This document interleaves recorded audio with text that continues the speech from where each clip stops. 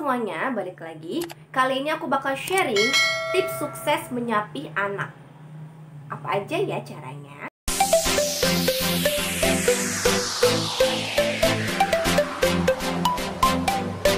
Menyapih itu apa sih? Jadi menyapih itu adalah menghentikan pemberian ASI kepada anak, baik secara langsung ataupun tidak langsung itu. Proses menyapih itu harus dilakukan secara tepat karena akan menentukan kualitas gizi dari si kecil. Jika salah proses menyapihnya itu, maka akan menyebabkan bayi jadi malnutrisi. Kemudian juga ada gangguan perkembangan kognitif dan juga sosial. Selain itu juga akan menurunkan produktivitas. Ada beberapa tanda si kecil siap untuk disapih. Tanda yang pertama, si kecil tidak mau lagi menyusu atau jadi rewel. Kemudian untuk tanda yang kedua, waktu menyusunya itu jadi semakin singkat.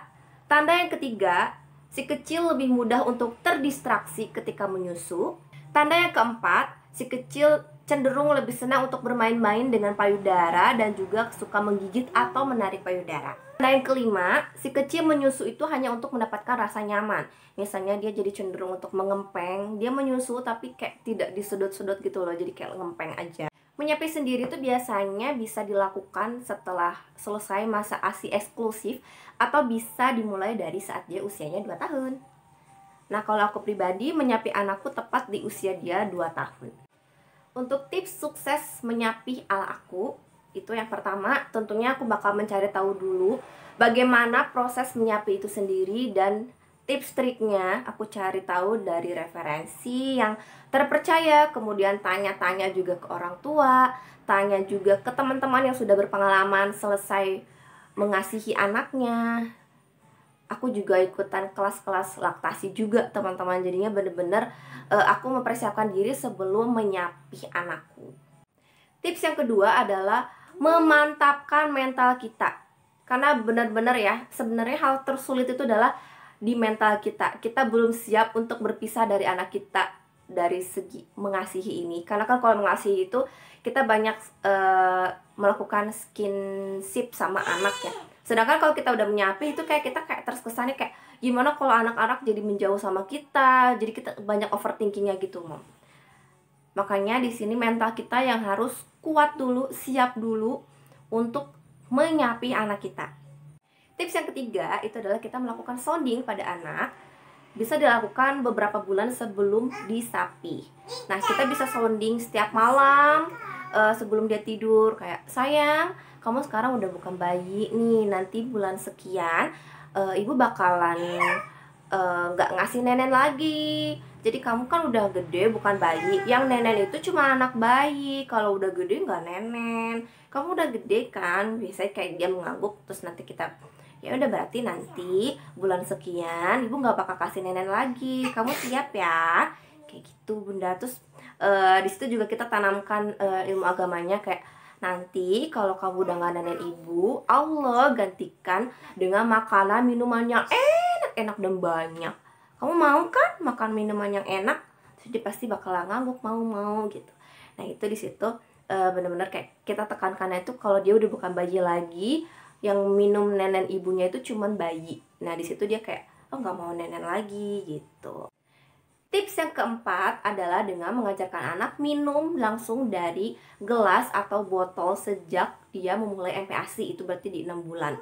Nanti dia akan terbiasa untuk minum itu ya harus di gelas atau di botol. Nah, kalau anak aku sendiri itu dia prefer itu minum itu di gelas teman-teman dari sejak awal MPASI. Nah, dia baru mulai mau pakai botol tuh justru pas udah agak gede gitu, pas dia kayak aku mau coba-coba alat minum yang lain. Nah, itu dia baru minum dari sippy cupnya, dari straw cupnya. Nah, kalau dia sudah terbiasa, dia nggak bakal kesulitan untuk beradaptasi di fase ini. Tips yang kelima itu adalah dengan mengurangi waktu menyusu si kecil secara perlahan dan bertahap. Kayak kalau di malam hari mungkin agak susah ya, kita bisa kurangi di pagi dan siang hari sampai sore itu bisa kita kurangi frekuensi menyusunya. Biar dia terbiasa sampai akhirnya nanti pas waktunya menyapih tiba, dia akan lebih mudah untuk dihentikan menyusunya itu, teman-teman. Nah, kapan sih idealnya untuk mencoba untuk mengurangi waktu menyusu ini? Itu bisa dimulai beberapa bulan sebelum kita sapih. Kayak misalnya anak aku disapinya 2 tahun dan aku sudah mulai untuk kayak mengurangi waktu menyusui itu sejak dia usianya itu 22 bulan. Kayak gitu. Ini contoh aja ya teman-teman, bisa mulai. Yaitu terserah teman-teman, sebisanya teman-teman.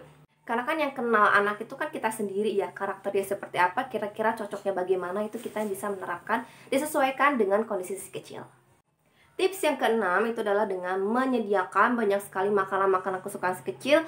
Mau itu snack atau mealnya, bisa juga mulai dikenalkan dengan susu pengganti ASI kita. Tapi perlu aku tekankan ya, susu di sini tuh bukan susu yang utama menggantikan ASI, bukan, tapi cuma pelengkap kayak snacknya dia aja gitu. Nah kalau anak aku kenalkan minum UHT teman-teman. Cuman karena dia terbiasa ASI, jadi dia kurang suka dengan UHT ini. Nggak apa-apa, tapi kita coba kasih terus biar dia terbiasa. Itu sebagai opsi untuk nambah nutrisinya dia, tapi pelengkap aja ya, bukan sebagai sumber nutrisi utama. Nah kalau misalnya dia sudah terbiasa dengan snack-snack ini, dengan meal-meal yang variatif ini, itu jadi dia kayak akan terbiasa nantinya, nggak kaget lagi kalau benar-benar di stop ASI. 7, kita mengalihkan perhatiannya saat dia meminta untuk menyusu.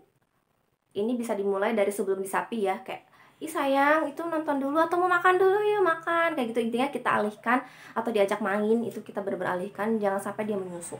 Nah saat sapi itu tiba, ini kita harus lebih kayak gak tegaan lagi. Kalau dia minta menyusu, sayang, ayo kita main aja yuk, benar-benar kita kayak alihkan biar dia nggak mau menyusu gitu, lupa menyusu gitu. Kalau untuk yang cara ketujuh ini, biasanya aku ngajak dia main keluar, yang banyak aktivitas fisiknya, atau dengan cara menonton film kesukaan dia. Itu memang di sini aku agak banyak screen time-nya biar dia lupa untuk menyusu gitu. Aku juga kasih snack-snack kesukaan dia. Tips yang ke-8 adalah dengan menyiapkan perlengkapan tempur. Perlengkapan tempurnya itu bisa pengompres atau kol. Karena kalau stop menyusui itu kita bakalan sakit nih payudara kita. Sakit semuanya, bengkak lah, bisa mastitis juga. Makanya kita kompres biar meredakan rasa sakitnya ini. Terus badan kita juga bakal sakit teman-teman. Jadi aku sedia koyo juga biar merasa nyaman, lebih nyaman lagi gitu. Atau bisa pijet juga. Tips yang ke-9 adalah adanya support system dari Pak suami.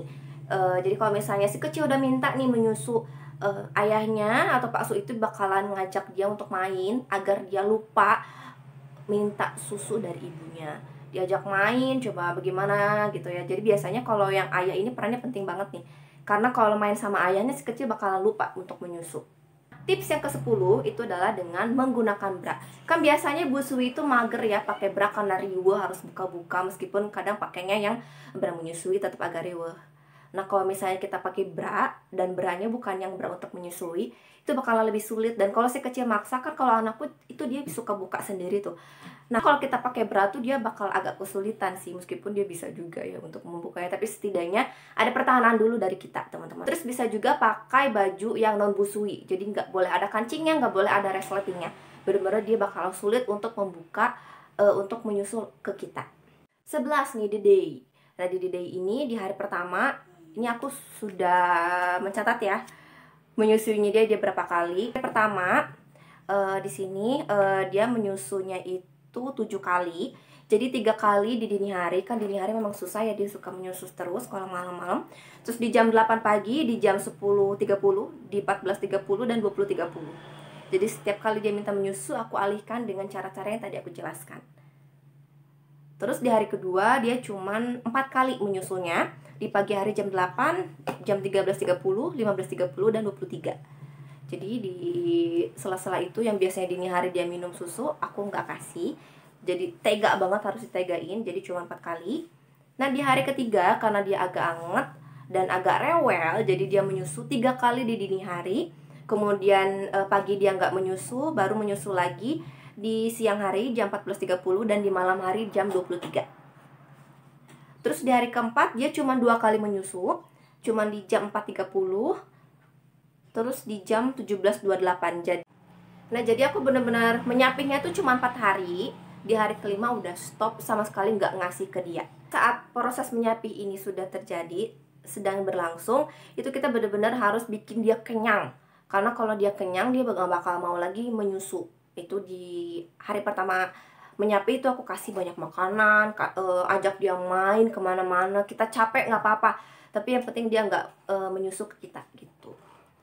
Tantangan terberat memang di hari pertama ya, tapi kalau hari kedua dia udah mulai terbiasa, ketiga, keempat itu dia udah nyaman dengan mengurangi menyusu ini. Nah, kalau misalnya dia rewel nggak apa-apa, kasih aja.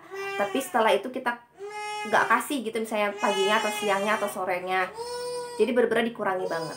Di 1 minggu pasca stop menyusu ini, dia aku pancing-pancing nih. Dia mau nenen ibu nggak? Mau nggak? Dia nggak mau, dia nolak. Enggak, dia nggak mau. Karena dia kayak, ya aku udah gede, apaan sih kok dikasih nenen kayak gitu.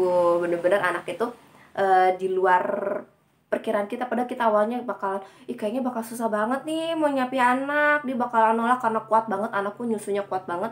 Ternyata tuh kayak, lah kok dia malah dia nggak mau gitu. Cuman beberapa hari doang dia proses menyapinya, abis itu stop sama sekali. Tadi tips-tips yang aku terapkan untuk menyapi anak aku, alhamdulillah sukses besar. Cuman 4 hari ya proses untuk menyapinya itu, habis itu bener-bener stop sama sekali gitu. Memang ini butuh dukungan juga, nggak cuman kitanya yang berkemauan kuat, mental kitanya yang siap, tapi juga ada kerjasama dengan anak kita dan juga dari pak suami. Oke, sekian saja ya Bunda untuk sharing kali ini. Semoga membantu. Selamat menyapi. Semangat. Dadah.